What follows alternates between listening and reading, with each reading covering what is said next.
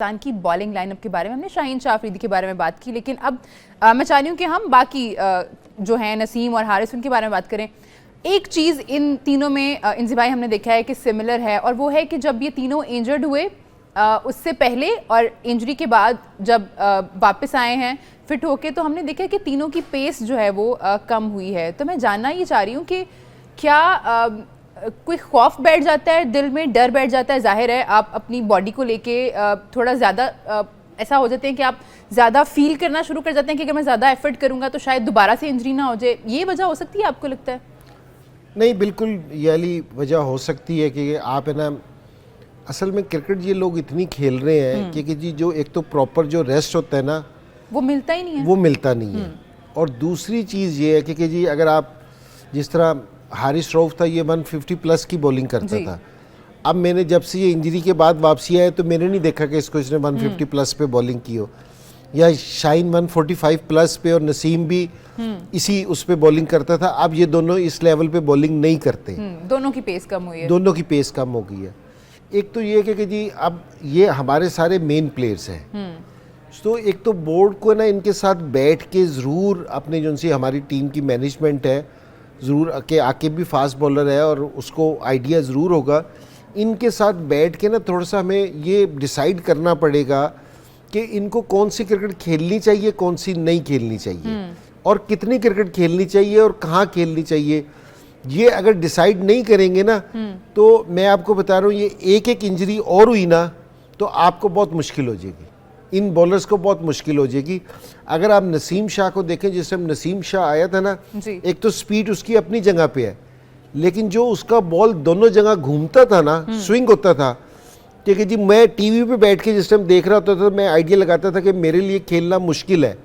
अब मैं देखता हूँ तो मैंने कहा कि यार मैं मैनेज कर सकता हूँ।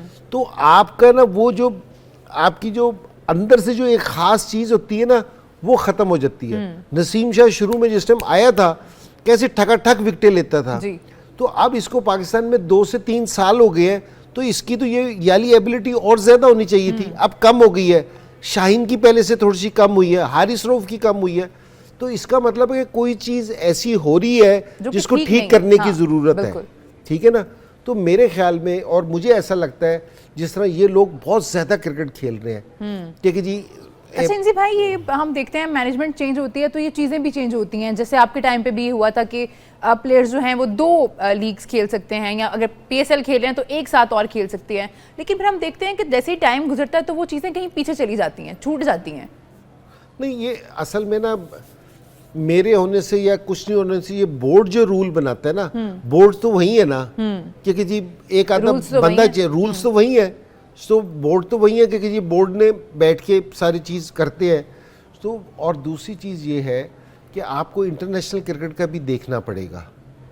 मैं आपको बिल्कुल सही बता रहा हूँ क्योंकि जी लीग किसी भी प्लेयर के लिए ना छोड़ना थोड़ा सा ज़रा मुश्किल होता है, कि वहाँ आपको चेक बहुत अच्छा मिलता है, क्योंकि जी पेमेंट बहुत अच्छी होती है, क्योंकि जी सारे लोग एक तो PSL खेलते हैं, उसके अलावा दूसरी लीग भी खेलते हैं। लेकिन मैं ये कह रहा हूँ कि आपको मैनेज करना पड़ेगा अपने प्लेयर्स के साथ, जिस तरह इंडियंस हैं, क्योंकि जी वो कोई और लीग नहीं खेलते, अपनी लीग वाले उसको इतने पैसे देते हैं, तो यहाँ कहीं हमें अपने प्लेयर्स को कंपलसेट करना पड़ेगा। लेकिन अगर हमने ये बचाना है, और मैं आपको सिर्फ ये बॉलिंग का नहीं कह रहा, हमारे कुछ बैटिंग में भी ऐसे प्लेयर हैं कि जो ये सारे फॉर्मेट खेल के ना उनकी बैटिंग में भी फ़र्क पड़ गया है, बॉलिंग के साथ बैटिंग में भी फ़र्क पड़ा है। लेकिन मैं ये देख रहा हूँ कि ये तीनों बड़े ज़बरदस्त फास्ट बॉलर्स हैं, मुझे तो तीनों बहुत पसंद हैं। तो अगर इनको एक एक इंजरी और हो गई, या ये इसी रफ्तार से बॉलिंग करते रहे, तो आप इनको ज़्यादा अरसा फिर क्रिकेट खेलते हुए नहीं देखेंगे, या इस लेवल पे नहीं देखेंगे क्रिकेट खेलता हुआ, इनको फ़र्क पड़ जाएगा। एक और भी चीज़ है इंजी भाई, जैसे आपने बात की ना कि इंटरनेशनल क्रिकेट का भी हमें देखना पड़ेगा कि हम कितनी सीरीज़ खेल रहे हैं, कब खेल रहे हैं, किसके साथ खेल रहे हैं।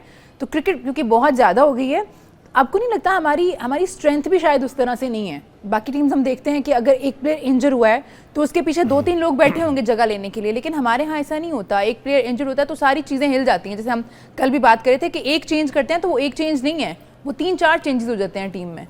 नहीं, ये बिल्कुल आप सही कह रही हैं, ये वाली बात बिल्कुल सही है कि हमारी बेंच स्ट्रेंथ है ना इतनी मजबूत नहीं है कि जितनी होनी चाहिए थी। कि बिल फर्ज के जी अगर अल्लाह ना करे कि कुछ हो, इब्रार को कुछ हो जाए, तो हमारे कोई पास नजर में ही नहीं है। नजर ही नहीं है। हाँ। बेंच स्ट्रेंथ पे हमारा कोई लड़का नहीं बैठा, सो हमें किसी लड़के को फिर कॉल करना पड़ेगा, वो ना साथ प्रैक्टिस कर रहा होगा ना कुछ करना होगा, मुश्किल हो जाएगा। और दूसरी चीज़ भी यही, अगर आप नोट करें कि अगर हमारा बाबर आजम अनफिट हो जाए तो हमें मुसीबत पड़ जाती है कि जी वो न्यूजीलैंड में केन विलियमसन अगर इंजर्ड हो जाए ना, कितना अरसा रहा है, उन्होंने कोई शोर नहीं मचाया, फर्क भी नहीं पड़ता है। फर्क भी नहीं पड़ता। ऑस्ट्रेलिया का कोई प्लेयर इंजर्ड हो जाए उनको फर्क नहीं पड़ता। तो हमें इस चीज़ पे सोचना चाहिए, हमें इस चीज़ पे बैठना पड़ेगा, हमें तैयार करने पड़ेंगे। और जो मैं क्रिकेट ज़्यादा की बात कर रहा हूँ ना, वो इसी चीज़ की बात कर रहा हूँ कि हमारे सारे फॉर्मेट के प्लेयर है ना, वो एक ही होते जा रहे हैं। तो हमें थोड़ा सा इसका फ़र्क करना पड़ेगा। और ये बोर्ड की भी रिस्पॉन्सिबिलिटी है, लेकिन ये वाली रिस्पॉन्सिबिलिटी लड़कों की भी है। लड़कों को भी इस चीज़ को देखना पड़ेगा, उनको भी पिक एंड चूज करना पड़ेगा कि हमें कौन सी सीरीज कौन सी सीरीज खेलनी चाहिए, किस तरह कौन सी लीग खेलनी है, कौन सी नहीं खेलनी। इब्रार के बारे में मैं ज़रूर बात करना चाहूँगी। एक ही स्पेशलिस्ट स्पिनर हैं हमारे पास इस टूर्नामेंट के लिए, उन पे कितना प्रेशर होगा? जाहिर है सारी की सारी जो रिस्पॉन्सिबिलिटी है स्पिन डिपार्टमेंट की वो उन पे है। ठीक है, हम सलमान अली आगा की बात करें, हम खुशदिल शाह की बात करें, लेकिन वो उस तरह से स्पेशलिस्ट तो नहीं है, वो तो ऑलराउंडर हैं। देखिए, इब्रार की जो बॉलिंग है वो इस समय हम बैकबोन है हमारी, ठीक है ना। आप किसी भी टीम को जिस तरह शाहीन ने या हमारे नसीम ने या हारिस ने ऊपर से 1 से 2 आउट करके दे दिए, तो फिर हमला ये होता है कि बेशक ये 60 रन दे दे, लेकिन ये कि अगर इसने 2 से 3 विकेटें ले ली तो हमारा काम हो गया। जिस टाइम आपके 20 के जो उनसे बॉलर्स है, वो जिस टाइम आपको विकेट लेके नहीं देंगे, ये उन सब बैटिंग का पार्ट भी बड़ा ज़रूरी होता है और बॉलिंग का पार्ट भी बहुत ज़रूरी होता है। ठीक है ना। सो अगर ये आपको आउट करके नहीं देंगे तो आपको मुश्किल हो जाएगा। अगर लास्ट मैच जो न्यूजीलैंड से हमें ना 250 जो डिफेंड कर रहे थे, हमें बीच में विकेटें ही नहीं मिली, उनकी पार्टनरशिप लग गई तो वो वहाँ पहुँच गए। अगर वहाँ कहीं रेगुलर बॉलर होते, कोई हमें विकेट मिलती तो हम है ना गेम के अंदर आ सकते थे।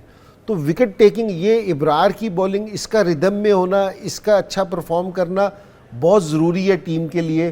कि मैं अभी इसका देख रहा था कि इसका ये घुगली भी करता है, सारी चीज़ें करता है, लेकिन अगर ये थोड़ा सा स्पिन करना शुरू करे ना, अगर आप न्यूजीलैंड के बॉलर्स देखें तो वो थोड़ा सा ज़रा फ्लाइट से बॉलिंग कर रहे थे, कि थोड़ा सा एयर में बॉलिंग कर रहे थे कि हमारा बॉल स्पिन हो। देखो, डिसीव आप स्पिन से करते हो, तो स्पिन करने के लिए थोड़ा सा एयर में थोड़ा सा इसको ब्रेवली बॉलिंग करनी पड़ेगी। मार से डरना नहीं चाहिए, थोड़ा सा इसको ब्रेव होकर बॉलिंग करनी चाहिए। ये इब्रार विकेटें लेगा ना तो हमारी सिचुएशन बिल्कुल डिफरेंट होगी। ठीक है जी, एक छोटा सा ब्रेक ले रहे हैं हम, आप लोग कहीं मत जाइए, देखते रहिए चैंपियंस ट्रॉफी हंगामा।